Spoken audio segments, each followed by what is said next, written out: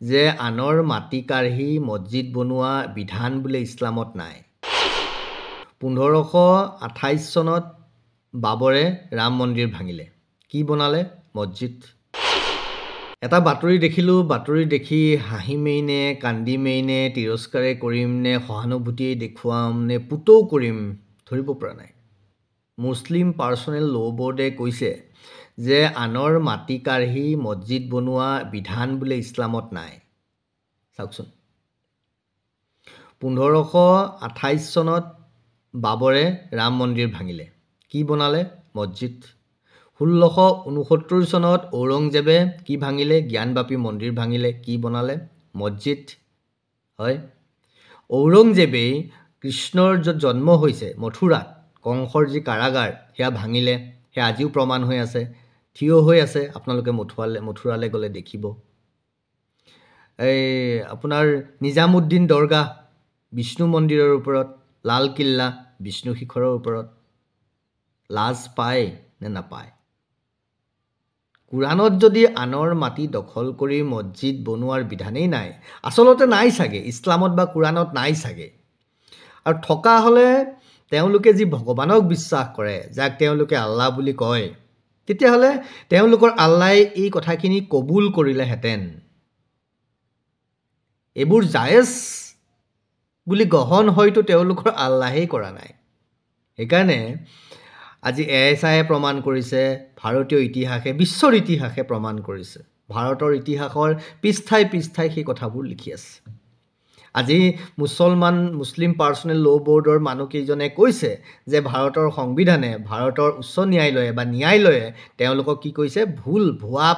ভুৱা তথ্য দিছে। তাৰমানে আপোনালোকে ভাৰতৰ সংবিধান নামানে, ভাৰতৰ ন্যায়ালয় আপোনালোকে নামানে। কোৰাণে দেখোন আপোনালোকক কৈছে যিখন দেশত থাকে সেইখন দেশৰ মতে চলিব লাগে। তাৰমানে আপোনালোক ভাৰতৰ সংবিধান, ভাৰতৰ আইন, ভাৰতৰ ন্যায়ালয় আপোনালোকে গ্ৰহণ নকৰে। আপোনালোকে কেৱল মোগল, ঔৰংজেব, বাবৰ, আকবৰৰ নিচিনা হত্যাকাৰী, ধৰ্ষণকাৰী, লুণ্ঠনকাৰীৰ যে আপোনালোকে যে সেই অবৈধ ব্যক্তিবোৰৰ অবৈধ বীৰ্যৰ দ্বাৰা জন্ম হোৱা কিছুমান আচৰণ আপোনালোকে দেখুৱাই থাকে, কিছুমান জন্ম হোৱা লোকৰ আচৰণ, সেই কথাবোৰ আপোনালোকে প্ৰমাণ কৰে। ক'বলৈও বেয়া। চাওকচোন, আনৰ মাটি দখল কৰি মছজিদ বোলে বনোৱাৰ বিধান ইছলামত নাই। কি দেখি আছোঁ আমি? কি হৈ আছে ভাৰতত? এৰি দিয়ক না তেতিয়াহ'লে। এৰি দিব লাগে ন আপোনালোকে, স্বইচ্ছাই এৰি দিব লাগে। যদি ইছলামত বিধানেই নাই, তেতিয়াহ'লে প্ৰমাণ হৈছে গণেশৰ মন্দিৰ, গণেশৰ মূৰ্তি, হনুমানৰ মূৰ্তি, শিৱলিংগ, আজি ইনফ্ৰাষ্ট্ৰাকচাৰ জ্ঞানবাপী মন্দিৰৰ, সেই ইনফ্ৰাষ্ট্ৰাকচাৰ চাওকচোন, মছজিদৰ ইনফ্ৰাষ্ট্ৰাকচাৰ তেনেকুৱা হয়নে? লাজ কিয় নাপায়? লাজ পাব নালাগে জানো? কথাবোৰ ক'বলৈ যাওঁতেও নিজেই নিজক ইমান চৰিয়াই ভাল পায়নে? সমাজৰ আগত নিজেই নিজক নাঙঠ কৰিছে। আচৰণ কি আৰু আপোনালোকে মুখৰ কথা কি? বন্ধুবৰ, কথাবোৰ বুজক, অনুভৱ কৰক যে চবেই দেখি আছে নহয়, বিশ্বই দেখি আছে। বাবৰি মছজিদৰ ইতিহাস, জ্ঞানবাপী মছজিদৰ ইতিহাস, নহয় এই মথুৰা দৰগাহৰ ইতিহাস সকলোৱে দেখি আছে। তাৰপিছতো আনৰ মাটি কাঢ়ি কাঢ়ি এইটো কৰিলে। আৰু গোটেইখিনি কৰিলে মোগলৰ সেই ৰজাকেইটাই, মুছলমান ৰজাকেইটাই। আৰু আপোনালোকে এতিয়া কৈছে মুছলমানত, ইছলামত সেই বিধান নাই। তেতিয়াহ'লে সেই ৰজাকেইটাৰ পিছত লাগি আছে কিয়? সেই ৰজাকেইটাই যিখিনি মন্দিৰ ভাঙি থৈ গ'ল, সেইখিনি আপোনালোকে এৰি দিব কিয় পৰা নাই? 2-4জন মুছলমান দেখিছোঁ, তেওঁলোকে এই কথাবোৰ গ্ৰহণ কৰিছে, তেওঁলোকে সেই কথাবোৰ ক'বলৈ আৰম্ভ কৰিছে। মুস্তাফা কামাল আজহাৰীকে আৰম্ভ কৰি কেইবাজনো যুৱকে কৈছে যে এইবোৰ আমি ঔৰংজেবক বিশ্বাস নকৰোঁ, আমাৰ পূৰ্বপুৰুষ ঔৰংজেব নহয়, আমাৰ পূৰ্বপুৰুষ আকবৰ বাবৰ নহয়। তেওঁলোকে কৈছে যে এইবোৰ এৰি দিব লাগে। এৰি দিয়ক না। ভাৰতীয় হোৱাৰ যিটো আপোনালোকৰ সৌভাগ্য, ভাৰতীয় হোৱাৰ যিটো মৰ্যাদা, সেইটো দেখুৱাওক। আৰু যদি আপোনালোকে ভাৰতীয় সংবিধান, ভাৰতৰ ন্যায়ালয়, ভাৰতৰ ASIক আপোনালোকে যদি নামানে, তেতিয়াহ'লে আপোনালোকে কোৰাণো নামানে আপোনালোকে। আৰু সেইকাৰণে চাওকচোন, আজি আপোনালোকৰ মাজৰ পৰা যিসকলে সঁচাবোৰ জানে, বুজে, যিসকল মানুহ, আচলতে মুছলমানক সেইকাৰণে কওঁ, মুছলমান মানুহ নে মুছলমান অসুৰ? যিসকল মুছলমানৰ ভিতৰত মানুহ আছে, তেওঁলোকে কৈ আছে মুস্তাফা কামাল আজহাৰীৰ দৰে বিভিন্নজনে এতিয়া ক'বলৈ আৰম্ভ কৰিছে, নহয়? কেইবাগৰাকীও ৰাষ্ট্ৰীয় পৰ্যায়ত এগৰাকী অধিবক্তা, ছোৱালীজনীৰ নামটো মই পাহৰিলোঁ, সেই ছোৱালীজনীও কৈ আছে যে মুছলমানসকলে কি ধৰণৰ ব্যৱহাৰ কৰিছে।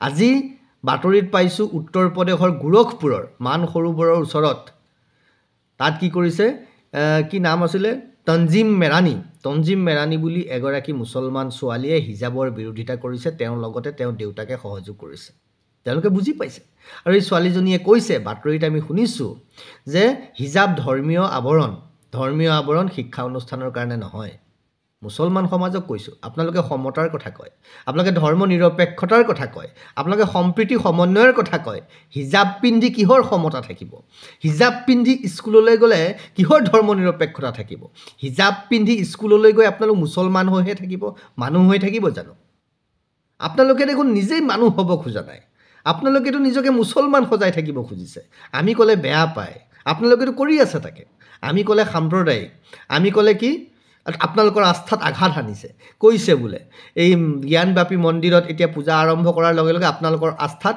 20 কোটি মুছলমানৰ আস্থাত আঘাত আনিছে অন্তৰত দুখ পাইছে কিন্তু আজি যে 500 বছৰ 400-500 বছৰ আপোনালোকে তাতে থু পেলালে খেকাৰ পেলালে ভৰি ধুলে আপোনালোকে নাজানিছিল লাজ লগা নাছিল তেতিয়া হিন্দু মানুহে কষ্ট পোৱা নাছিল মানে আপোনালোকে কষ্ট পালে আমি আপোনালোকক আনি ভৰি হাত ধুৱাই ভৰিয়ে হাতে সেৱা কৰি মূৰত তুলি থ'ব লাগে আমাৰতো একো নাই তাৰমানে এয়াই আপোনালোকৰ চৰিত্ৰ নেকি কিয় বিশ্বাস কৰিব আপোনালোকক কওকচোন কোনে বিশ্বাস কৰিব আপোনালোকক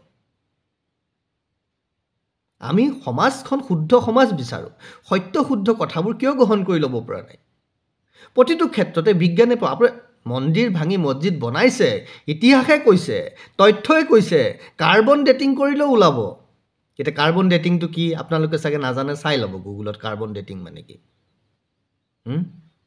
চাই ল'ব আপোনালোকে তাৰপিছতো এইবিলাক বেপাৰ বুলি কয় ধৰ্মৰ নামত বেপাৰ আমি সঁচা কথাটো কৈছোঁ এৰি দিয়কচোন গোটেই সমস্যা ইছলামক তাচ্ছিল্য কৰা ইছলামক অৱমাননা কৰিছে কিয় কাৰণ আপোনালোকে তেনেকুৱা কৰিবলৈ বাধ্য কৰাইছে ৰাম মন্দিৰ য'ত বাবৰি মছজিদ পাতিলে জ্ঞানব্যাপী মছজিদ য'ত আপোনালোকে মন্দিৰ ভাঙি বনালে কৃষ্ণৰ জন্ম ঠাই মথুৰাত য'ত আপোনালোকে ঔৰংজেবে ভাঙি দৰগাহ বনালে নিজামুদ্দিন লাল কিল্লা সকলোখিনি আৰু বহুত ওলাবই নহয় বুজক এবাৰ যদি প্ৰকৃতাৰ্থত ভাৰতীয় হয় প্ৰকৃতাৰ্থত যদি আপোনালোকে ভাৰতৰ সংবিধান মানে প্ৰকৃতাৰ্থত যদি আপোনালোকে কোৰাণ বিশ্বাস কৰে কাৰণ কোৰাণত যিটো কথা কৈছে এটা কথাই কৈছে কোৰাণত মই যিটো ভাল পাইছোঁ এতিয়া কোৰাণৰ ইমান দিন কোৰাণক তিৰস্কাৰ কৰিলোঁ কিন্তু কোৰাণে যিটো কথা কৈছে মুছলমানসকলে যদি সেই কথাটোকে মানে তেতিয়াহ'লে মই ভাবিম তেতিয়া এই মুছলমান সমাজৰ লগত আমি ভাতৃত্ববোধ সমন্বয়ৰ কথা পাতিব পাৰিম কাৰণ সেই কোৰাণে কৈছে যি দেশত থাকে সেই দেশৰ ৰীতি নীতিৰ মতে চলিব লাগে কিন্তু আপোনালোকেতো কোনো নীতিয়েই নামানে আপোনালোকে কেৱল মুছলমান ল হোৱাট ইজ দিছ ষ্টুপিড মুছলমান ল কিহৰ মুছলমান ল ভাৰতৰ এখন সংবিধান আছে ভাৰতৰ নীতি আছে ভাৰতৰ ন্যায়ালয় আছে তাৰপিছত কিহৰ পাৰ্চনেল ল লাগে কিহৰ শৰীয়ত কি বস্তু কিয় লাগে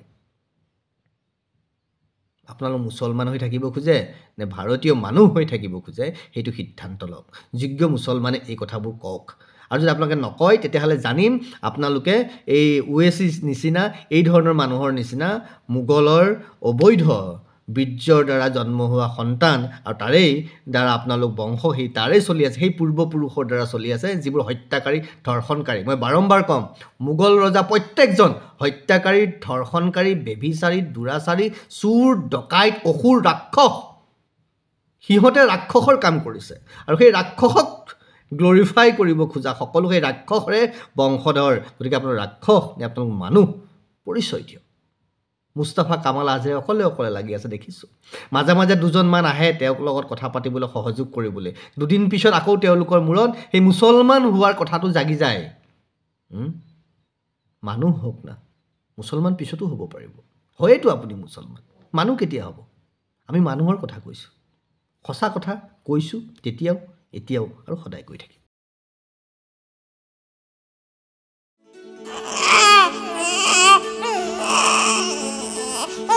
অভিনন্দন আপোনাৰ এজনী ছোৱালী জন্ম হৈছে